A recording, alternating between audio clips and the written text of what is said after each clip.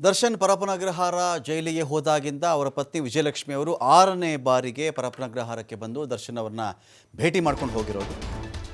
ಬೇರೆ ಬೇರೆ ದೇವಸ್ಥಾನಗಳಿಗೆ ಅವರ ಫ್ಯಾಮಿಲಿ ಹೋಗಿ ಬರ್ತಾ ಇದೆ. ಒಂದು ಕಡೆ ವಿಜಯಲಕ್ಷ್ಮಿ ಹೋಗಿ ಬಂದರೆ ಇನ್ನೊಂದು ಕಡೆಯಲ್ಲಿ ದಿನಕರ್ ತೂಗುದೀಪ್ ಕೂಡ ಹೋಗಿ ಬರ್ತಾ ಇದ್ದಾರೆ.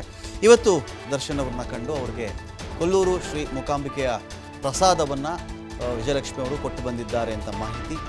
ದರ್ಶನ್ಗೆ ಹೇಗಾಗಿರುತ್ತೆ ಅಂದರೆ ಜೈಲಿಂದ ಆಚೆ ಬಂದರೆ ಸಾಕಪ್ಪ ಅಂತ. ರೆಕ್ಕೆ ಬಿಚ್ಚಿಕೊಂಡು ಹಾರ್ತಾ ಇದ್ದಂಥ ಪಕ್ಷಿಯನ್ನು ಏಕಾಏಕಿ ರೆಕ್ಕೆ ಬಿಚ್ಕೊಂಡು ಹಾರ್ತಿದ್ದಂಥ ಒಂದು ಪಕ್ಷಿಯನ್ನು ಏಕಾಏಕಿ ಒಂದು ಪಂಜರಕ್ಕೆ ಹಾಕಿದಾಗ ಏನಾಗಬಹುದು, ಏನೆಲ್ಲ ಆಗಬಹುದೋ ಆ ಒಂದು ಘಟನೆ ಇಲ್ಲಿ ನಡೀತಾ ಇದೆ ದರ್ಶನ ವಿಚಾರದಲ್ಲಿ ಅಂತ ಹೇಳಬಹುದು. ಹೀಗಾಗಿ ಇದೀಗ ವಿಜಯಲಕ್ಷ್ಮಿ ಅವರು ಭೇಟಿ ಮಾಡಿದ್ದಾರೆ, ಪ್ರಸಾದವನ್ನು ತಲುಪಿಸಿದ್ದಾರೆ. ಆನಂತರದಲ್ಲಿ ದರ್ಶನ್ಗೇನೋ ಕಂಟಕ ದೂರ ಆಗಲಿ ಅಂತ ಹೇಳಿ ಅವರು ಪೂಜೆ ಮಾಡಿಸ್ಕೊಂಡಿದ್ರು, ಯಾಗವನ್ನು ಕೂಡ ಮಾಡಿಸಿದ್ರು. ಇದೀಗ ಇವತ್ತು ಅವ್ರನ್ನ ಮೀಟ್ ಮಾಡಿ ಬಂದಿದ್ದಾರೆ. ದಿನಕರ್ ತೂಗುದೀಪ್ ದರ್ಶನ್ ಅವರ ಸಹೋದರ, ಅವರು ಕೂಡ ಅವ್ರನ್ನ ಭೇಟಿಯಾಗಿ ಬಂದಿದ್ದಾರೆ.